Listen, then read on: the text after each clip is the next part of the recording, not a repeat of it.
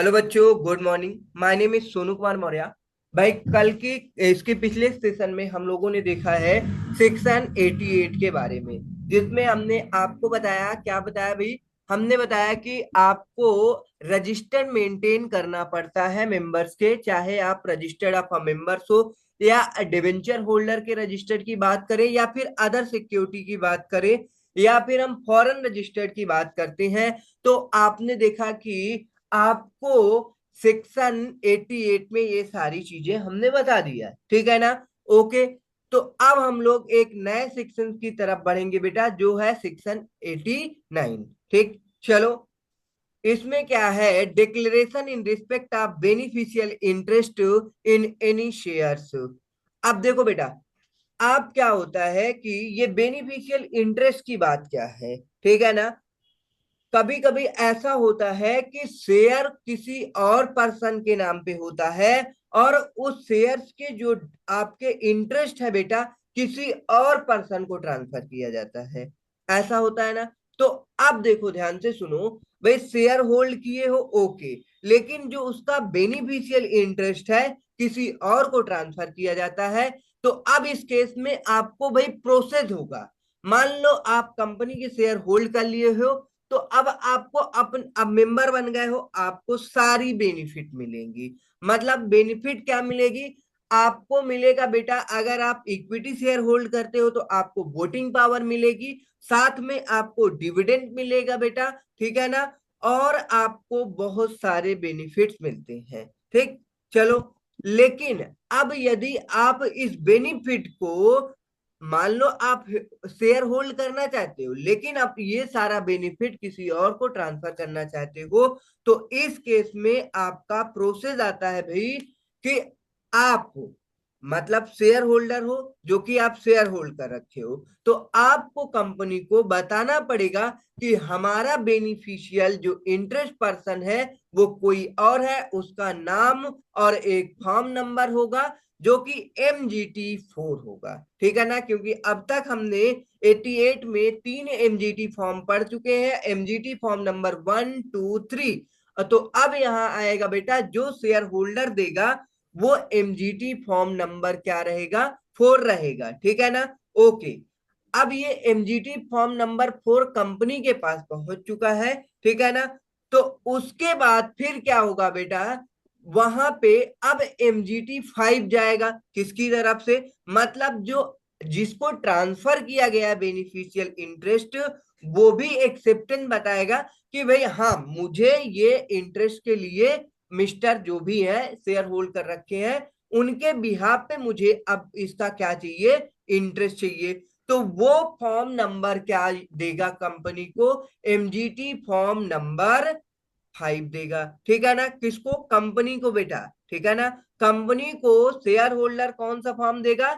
MGT form number 4। और जो beneficial owner होगा बेटा, वो MGT फॉर्म नंबर 5 देगा। और जो कंपनी है बेटा, कंपनी के पास दोनों फॉर्म आ गए, तो कंपनी उस बेसिस पे क्या करेगी? अपना एंट्री करेगी, रिकॉर्ड करेगी, ताकि क्या होगा बेटा, जब कभी भी किसी भी प्रकार का इंटरेस्ट जाना हो तो बेनिफिशियल ओनर को इंटरेस्ट जाए, क्योंकि जब एंट्री आपकी हो जाएगी प्रॉपर तरीके से, तभी ये सारा सब कुछ होगा। अब MGT फॉर्म नंबर 4 आ गया, MGT फॉर्म नंबर 5 आ गया। अब क्या होगा बेटा? इसके बाद हमें क्या करना पड़ेगा?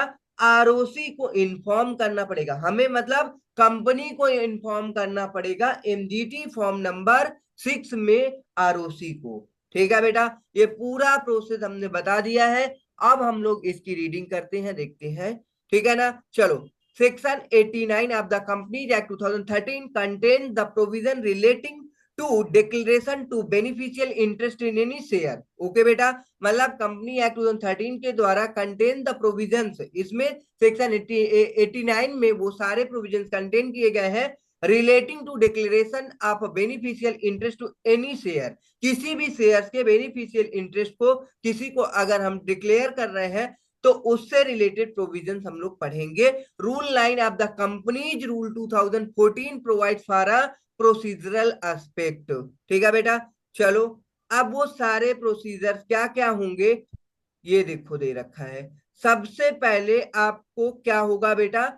आपका declaration by registered share holder of share, ठीक है, जो कि हमने बताया जो आपका शेयर होल्डर होता है बेटा, वो क्या करेगा, a person whose name is entered in the registered of a member of a company as the holder of a share in that company but who does not hold the beneficial interest, ठीक है बेटा, in such shares there sorry herein after referred to as the registered owner, मतलब वो एक registered owner है बेटा, shall file with the company a declaration to that effect in form number MGT form आपका रहेगा MGT 4, जो कि share holder क्या देगा, कंपनी को देगा बेटा, specifying the name and other particulars of the person who hold the beneficial interest, मतलब जो शेयर होल्डर बेटा वो क्या करेगा, एमजीटी फॉर्म नंबर में उसका नाम लिखेगा जो आपका जो क्या बन रहा है, उसके शेयर का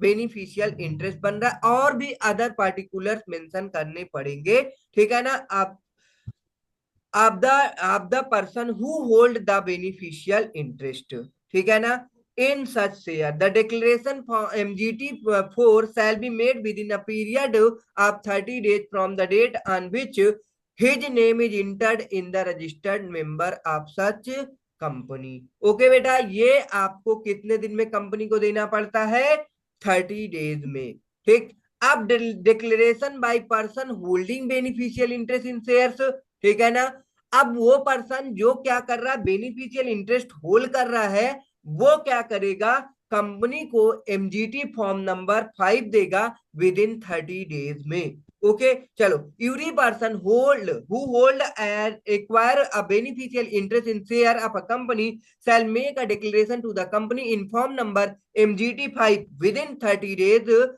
after acquiring such beneficial interest, specifying the nature of the his interest, particulars of the person in whose name in the share stand registered in the books of the company and such other particular as may be prescribed बेटा। Okay चलो, अब ये declaration किसका देने का काम आएगा भाई, declaration in case of change in beneficial interest. अब देखो बेटा क्या हो रहा है, अगर किसी भी प्रकार का चेंज है तो उसका भी डिक्लेरेशन देना पड़ेगा, where any change occur in the beneficial interest in any shares in respect of which a declaration has been filed under section 89 subsection 1 by the registered owner, किसके द्वारा देना पड़ता है, रजिस्टर्ड ओनर के द्वारा, and under section 89 subsection 2 by the beneficial के द्वारा, मतलब रजिस्टर्ड ओनर के द्वारा सबसेक्शन 1 और जो बेनिफिशियल ओनर होगा subsection 2, then within 30 days of the change a declaration is to be made to the company. तो फिर से जो हमने दोनों पॉइंट ऊपर आपको बताया बेटा, वो दोनों पॉइंट फिर से रिपीट किए जाएंगे यदि आपके बेनिफिशियल इंटरेस्ट में कोई चेंज आता है तो।